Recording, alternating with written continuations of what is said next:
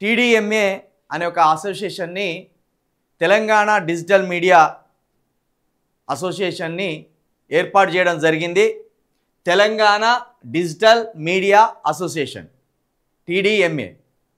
ఈ టీడీఎంఏ అధ్యక్షులుగా నిన్న పుప్పాల రజనీకాంత్ గారిని ఏకగ్రీవంగా ఎన్నుకోవడం జరిగింది.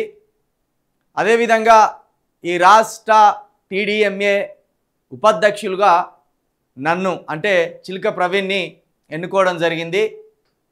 పుప్పాల రజనీకాంత్ గారి నియామకానికి ఏకగ్రీవంగా సహకరించిన ప్రతి ఒక్క డిజిటల్ మీడియా జర్నలిస్ట్కి పేరు పేరున కృతజ్ఞతలు. అదేవిధంగా నన్ను ఉపాధ్యక్షుడిగా కావాలని ఎన్నుకున్న జర్నలిస్టులందరికీ కూడా, ఈ డిజిటల్ మీడియా జర్నలిస్టులందరికీ కూడా మనస్ఫూర్తిగా కృతజ్ఞతలు తెలుపుతున్నాం. అదేవిధంగా బాడీలో కార్యదర్శిగా కావచ్చు, లేకపోతే ట్రెజరరీగా కావచ్చు, లేకపోతే కీలక కార్యవర్గ సభ్యులుగా ఎన్నుకోబడ్డ వాళ్ళందరికీ కూడా పేరు పేరున శుభాకాంక్షలు తెలుపుతున్నాం. ఎందుకంటే ఈ ప్రభుత్వాలు డిజిటల్ మీడియా మీద కత్తిగట్టి మరి వీటిని నిర్వీర్యం చేయాలని చూస్తున్నారు. ఓ విధంగా ప్రజల తరపున బలంగా మాట్లాడే ప్రతి ఒక్క గొంతును కూడా మూసివేయాలనే ఆలోచనతోటి ఉన్నారు. అందులో భాగంగానే మొన్న జర్నలిస్ట్ శంకర్ మీద 2 సార్లు దాడి జరిగినాయి. భౌతిక దాడులతో పాటు టోటల్గా ఆయన ఆఫీస్నే ఎత్తుకపోయే కార్యక్రమం జరిగింది. కాబట్టి ఇలాంటివి భవిష్యత్తులో జరగకుండా ఉండడానికి జర్నలిస్టుల భద్రత కోసం, ఇంకా ఈ రాజకీయ అంశాల విషయంలో ఎలా మాట్లాడాలి, ప్రజల విషయంలో ఎలా కొట్లాడాలి అనే అనేక అంశాలను దృష్టిలో పెట్టుకొని మేము ఒక అసోసియేషన్ని ఏర్పాటు చేయడం జరిగింది. తెలంగాణ డిజిటల్ మీడియా అసోసియేషన్ని ఏర్పాటు చేయడం జరిగింది.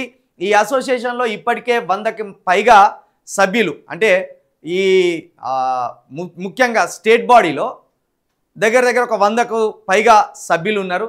దీన్ని రాష్ట్ర వ్యాప్తంగా కూడా విస్తరించే ఆలోచన చేస్తున్నాం. ఎందుకంటే జర్నలిస్టుల పేరుతోటి శాటిలైట్ ఛానల్లో పనిచేస్తున్న వారంతా కూడా ఆంధ్రాకు సంబంధించిన వారు. వాళ్ళకు ఇచ్చిన భూములు ఏవైతే ఉన్నాయో అవన్నీ కూడా ఆంధ్ర వారికి కట్టబెట్టినట్టే. ఇంకా వాటితో పాటు వాళ్ళు ప్రభుత్వాలకు అనుకూలంగా పనిచేస్తున్నారు శాటిలైట్ ఛానల్స్. మేము ప్రజల వైపు నిలబడి మాట్లాడుతుంటే మా మీద భయంకరమైన దాడులు, భయంకరమైన కుట్రలు జరుగుతున్నాయి. అయితే ఈ కుట్రలని నిలువరించాలంటే తప్పకుండా ఒక సంఘాన్ని ఏర్పాటు చేసుకోవాలనే ఉద్దేశంతో ఈ సంఘాన్ని ఏర్పాటు చేయడం జరిగింది. ఈ సంఘం ముందు ఎలాంటి కార్యక్రమాలని ముందుకు తీసుకుపోతుంది అనేది కూడా మేము ఒకసారి మళ్ళీ సమావేశం అయ్యాక పూర్తి వివరాలు తెలియజేస్తాం. ఇక సభ్యులందరికీ మరొకసారి కృతజ్ఞతలు తెలియజేస్తూ పుప్పాల రజనీకాంత్ గారి ముఖ్యంగా మీరే ఎక్కువగా ఈ సంఘం ఉండాలని అహోరాత్రులు శ్రమించి మొత్తానికి ఒక రూపం తీసుకొచ్చిండ్రు.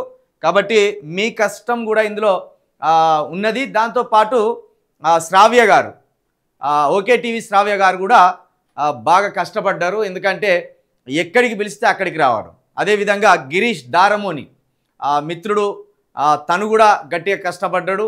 అంటే అందరూ రాలేరు కదా, పనిలో అందరూ రాలేరు కదా. ఇక ఈ టీడీఎంఏ సంస్థకు సంబంధించి సలహాదారులుగా బక్క జెడ్సన్ గారు ఉన్నారు. మర్చిపోయినందుకు క్షమించాలి. బక్క జెడ్సన్ గారు ఈ సంస్థకు సంబంధించి ఒక అడ్వైజర్గా ఉన్నారు, ఒక సలహాదారుడిగా ఉన్నారు. అన్నకు కూడా ప్రత్యేకంగా కృతజ్ఞతలు.